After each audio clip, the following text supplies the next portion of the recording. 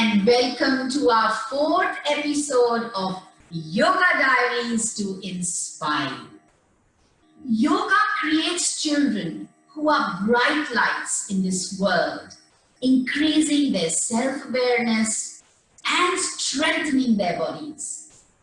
It is my pleasure today to introduce you to Jonas, a curious teenager and a boy of many talents, one of which is his passion for outdoor sports, mainly cycling. And I'm so impressed with his plans to cycle all the way from Norway to London or Paris. So, namaste and welcome to our show, Jonas. Oh, thank you. Pleasure.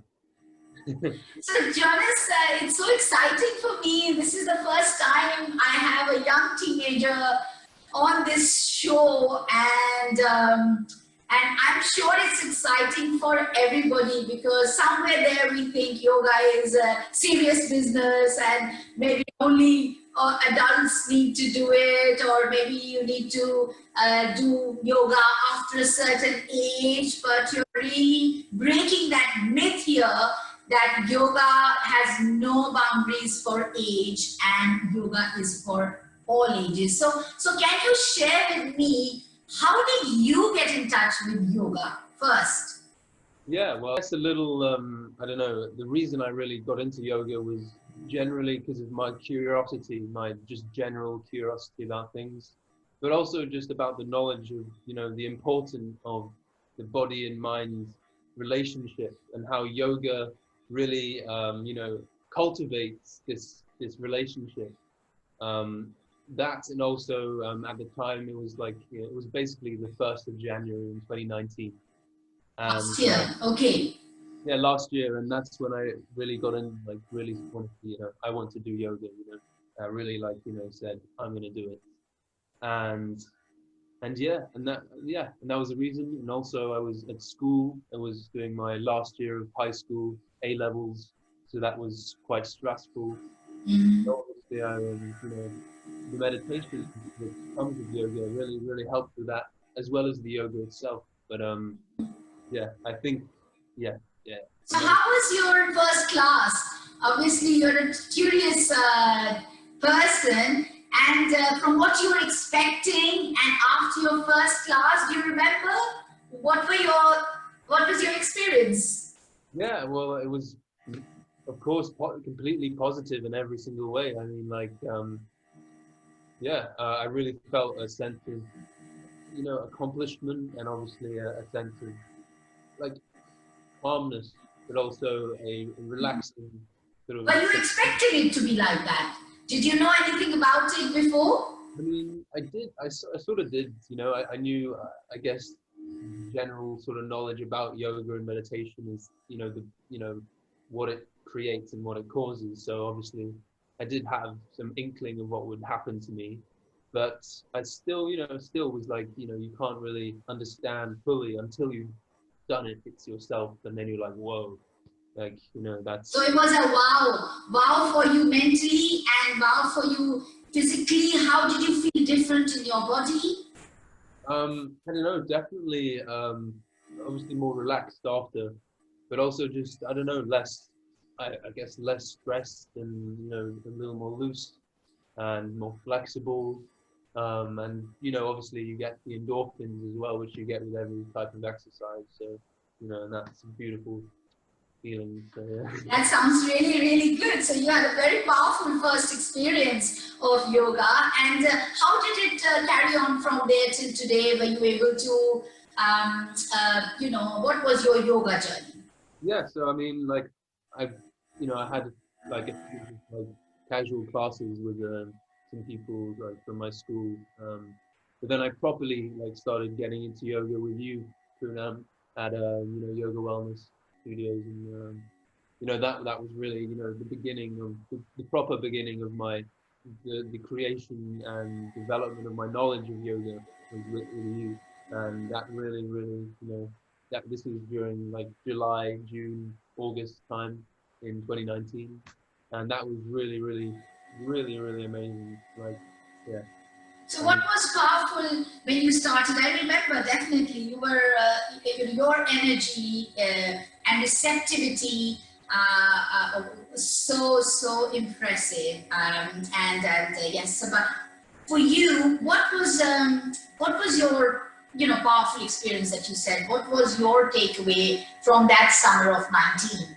Yeah, well, there was one very special moment when I had I don't know, it was like maybe 5 or 6 like sessions in, and it was after an intense yoga session. And obviously, after every yoga session, you do a meditation just lying down. I can't remember the name is, yeah, and yeah, and then The this Shavasana, as we call it, yeah. yeah, like that. Yeah. Probably the most powerful experience I've ever had in my head, ever in my life. It was, I was, starting deep belly breath meditation, like very long wavelengths of breath, and I suddenly, not suddenly, just I just slid into this complete nothingness, of like nothing in my brain, like complete, like stillness, nothing on my mind, complete relaxing, and like this like blue thing came over like my visual, even though my eyes were closed. But that was, yeah, probably the most powerful experience I've had. So you're saying yes because when you're totally allowing, and Shavasana for our viewers is where all yoga sessions end, and it's in different ways. Different teachers will give you guided meditation through it, or allow you to just experience whatever your body is bringing up after all that movement and breathing. And it's very nice and interesting what you're saying to me because. You were able to see colors at the same time you were able to have some kind of stillness of the mind. We talk about that, and you're talking of that complete blankness. And in fact it is true that children and when young kids like yourself, young teenagers, it's easier to sort of be able to experience because you're more open. Your channels, let's say, are more open. So if your life has changed now since you moved from high school to summer of 19, and can you just share with us how yoga, or you have taken yoga and how you integrated it The summer of 19, I moved to Norway to do a year to course. Norway? Norway, yeah. Okay. To do a year course in Norway, and I was still, yoga was always in my mind, and there just happened to be a yoga instructor there. At the school, so that was very nice. And so we would do yoga and ice bathing, and that was really, really amazing as well.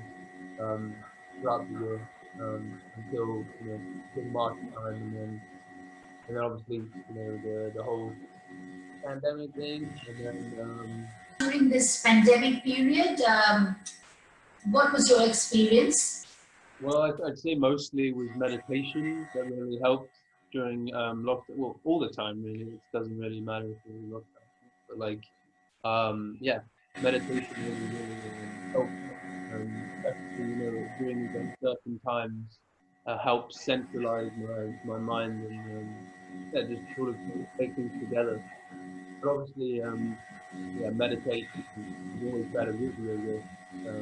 So what do you do when you say meditate? What is the meditation technique that you have used from yoga?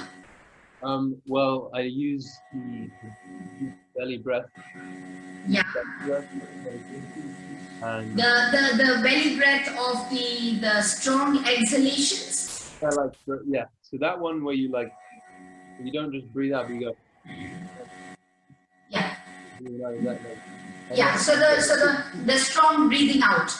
yeah, Sort of energizing or releasing, yeah, or like yeah. Is that what you mean? yeah. So that was like the quick one, Yeah.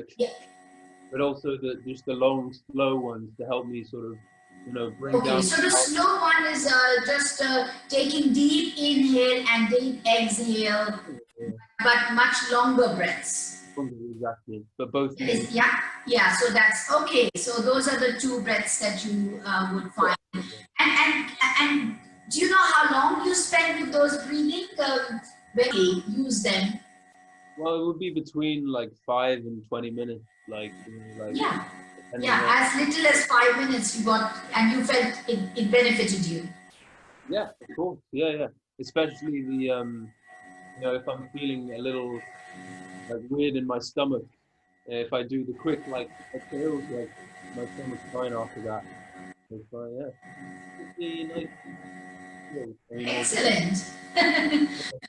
Very, very good. So, Jonas, if you were to give one word of from your experience to, let's say, all those teenagers out there who are interested in yoga and have heard about it, but they haven't taken that first step yet to experience it for themselves.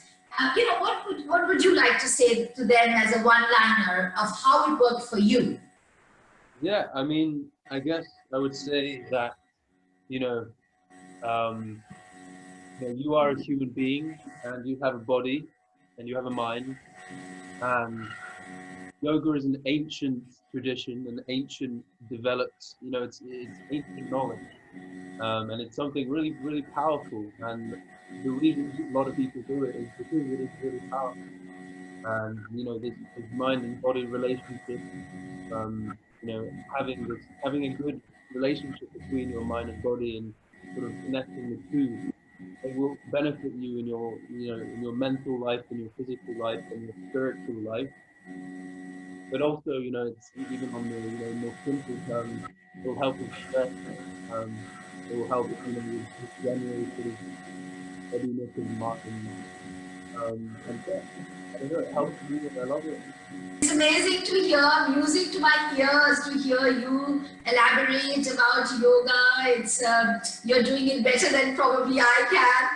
And yes, and the gist of it I got for our viewers is definitely something for mind, body benefit and worth exploring. So thank you so much, Jonas. I mean, I would like to end today's chat with you with practicing this technique that you have been doing and maybe teaching the viewers here so out of your two breaths, whether it's the energizing breath of releasing and the strong exhalation, or out of the calming one, which one would you like to practice with me?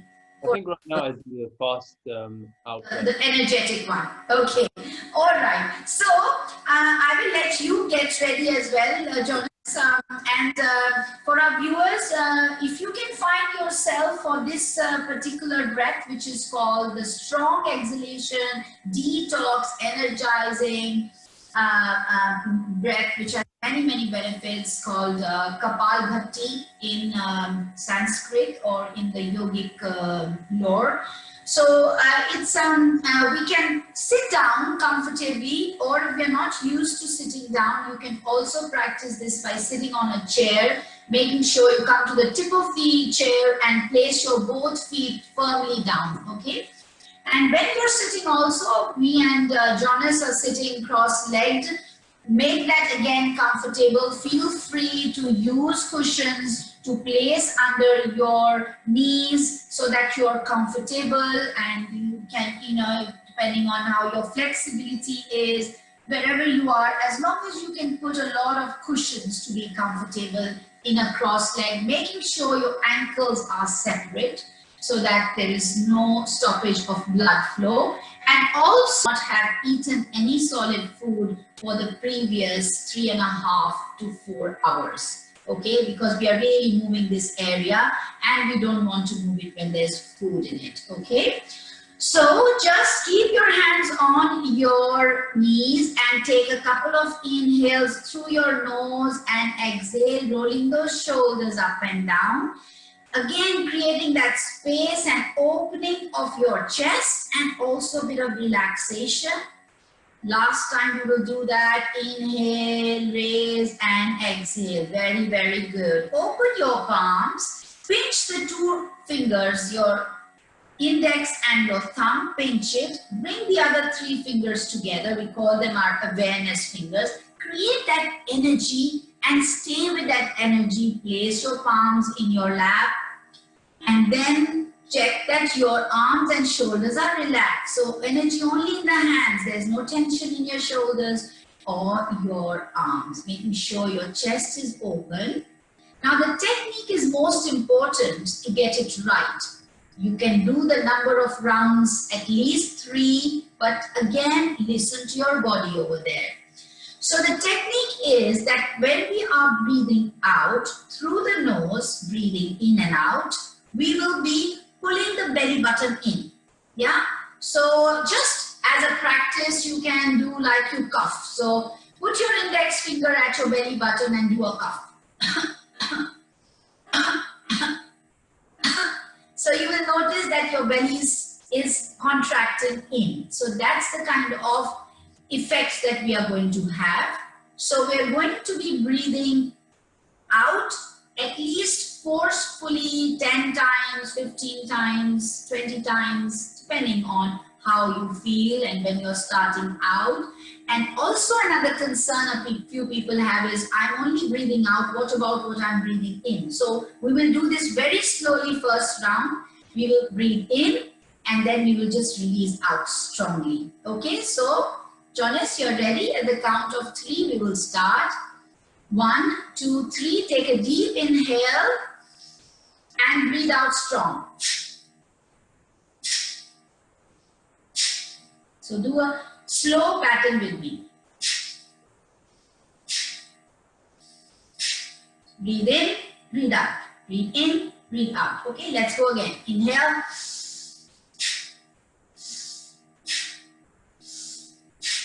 So just notice belly going in, belly going in, belly going in. So let's go again. This time we won't stop. We'll do at least 10 together. Create a little bit of a rhythm. Okay, keep your eyes open. Inhaling. Let's go. Throughout the air.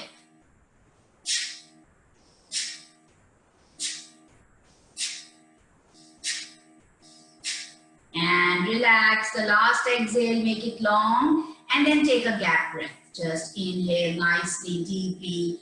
Exhale nicely, deeply.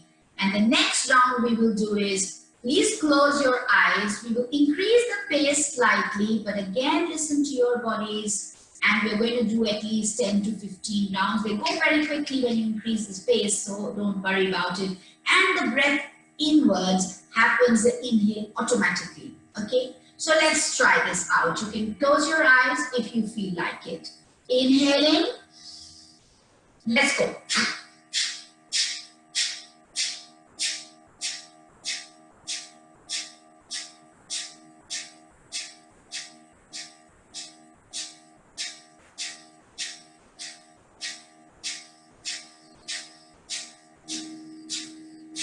And take the last exhale a bit deeper. Close your eyes if you haven't already. And just normalize your breath. Deeply inhaling, exhaling.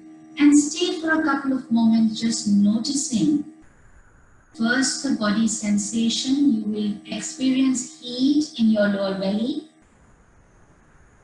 Any other sensations? Nasal tracts may feel more open. Overall, a little sense of heat and energizing. This breathing is very good as long as you do it regularly for 5, 10 to 15 minutes. It can get rid of a lot of ailments. Technique also called a skull shining technique because you're supposed to get a beautiful glow around your face because it's excellent for your skin. So gently open your eyes with me and relax yourself. So I hope that you can practice this within a short 3 minutes. You can experience some energizing. I want to share this quote of Dalai Lama, who said, if every 8-year-old in the world is taught meditation, We will eliminate violence from the world in one generation. So it is my hope and endeavor that our chat today inspires young kids to explore yoga. Thank you so much, Jonas. I wish you good luck with your passion of cycling as you take it to a new dimension. I will see you all, viewers, in 2 weeks. Till then, stay happy, stay healthy. Namaste.